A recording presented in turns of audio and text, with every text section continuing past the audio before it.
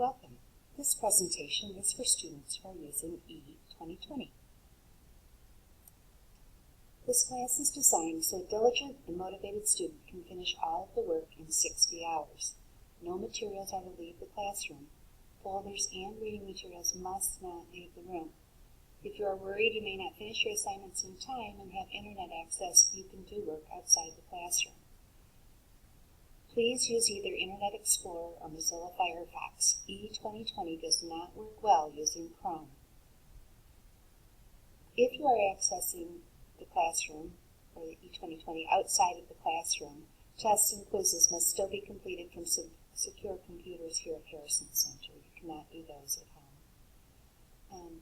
This said, this doesn't mean that you don't have to come to class. Only under extreme circumstances will a student ever receive credit for a class in less than 45 hours of class time.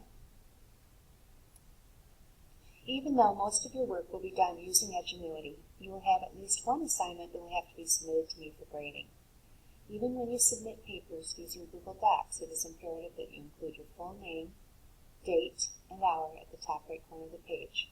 I have many papers to grade, and this makes my job much easier. Again, when sharing your work with me, I will only grade it when you put your folder in the wire file by the window.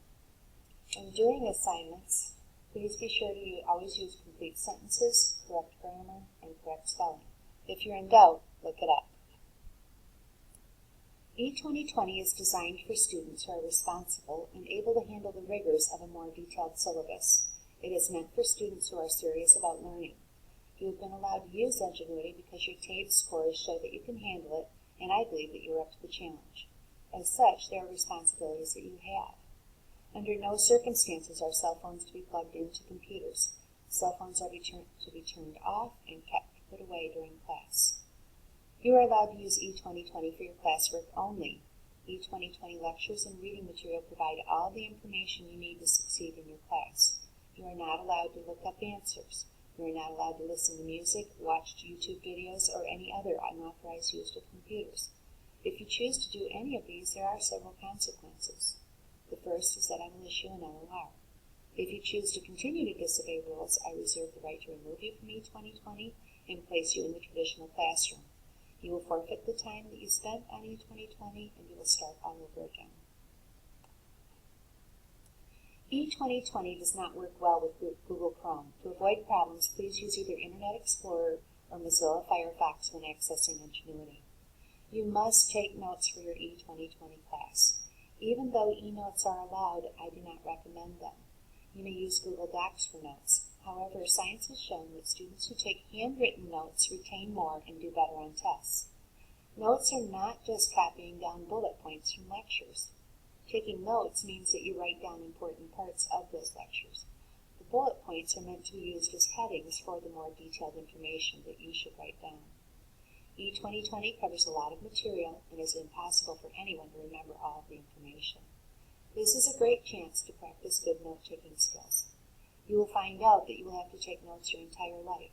When your boss gives you directions, you will probably have to write some things down to help remind you what to do. I may ask you to show me your notes at any time you are working on E2020. Your notes may be used for your quizzes, tests, and other assignments as required. If you don't take notes, you may have to retake sections or possibly the entire class. Take notes. Don't waste your time in having to redo something. You are allowed 2 chances on most assignments. If you don't do well on your first attempt, go back and review your notes. You may have to listen to lectures again. When you are ready to try again, you may ask for 1 check before submitting your second time. If your score is above 60, I will tell you which questions you need to work on. E2020 requires that you get 70% before allowing you to move on. If you are still below that 70% range, you will be allowed 1 retake. So that's a total of 3 times. After that, I will record the highest score of the 3 attempts. Wednesdays are designated as SSR days. You are required to read your assigned contemporary novel for 1 hour. The novel is listed on your assignment sheet. Since this is a weekly assignment, it is really helpful to write down the page you left off on and to jot down a quick note about what you read. Then the following week, you can read over those notes and not waste any time. In the past, there have been problems with students cheating on E2020 final exams. As such, teachers reserve the right to require paper testing. When you are ready to take your cumulative exam, you will be asked to sit at the table next to my desk. If you are taking the test online, no other windows may be open on your browser. You will be monitored while taking your exam. You will be required to write an essay during this class, even taking E2020. So before you begin writing that essay, make sure you thoroughly understand the instructions. This is especially important when you're writing your essay. A good essay is time-consuming, so it's best to understand what you're doing before you even begin. The first thing you should do is brainstorm and write down your ideas. This is the pre-writing stage. If you need a graphic organizer to help you, I probably have one. Just ask. The second step is to write the draft. Using Google Docs, write your ideas using complete sentences. Don't worry about word choice, spelling, or any of that stuff. That will come later. Some people find that they get a writer's block when they're trying to write their introduction. Don't worry about that either. You can always write the introduction later. For now, the important part is to get your ideas down in sentence form. When you're done with the draft, put it away until the next day, or even the next day after that. The next step is to revise your work. This is where you come up with better words, move things around, add, substitute, take away, whatever you need to do to make your essay more readable. Don't worry about spelling, punctuation, and grammar yet. That's the final step. So finally, you have your essay drafted and you've revised it, now you're ready to edit. That's where you're really looking at the mechanics of your essay. Is everything spelled correctly? How's my grammar, my punctuation? This is also a pretty good time to have another person read your work.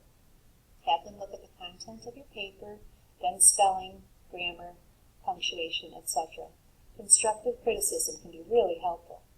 Your final step, submit your paper for grading along with a rubric. Be sure to put your folder in the wire file next to the window. Plagiarism is when you use someone else's work without giving them the credit for it. It's a very serious offense. I cannot stress enough the importance of doing your own work. If you're caught, you may lose credit for your work, receive a failing grade, and have to restart the class.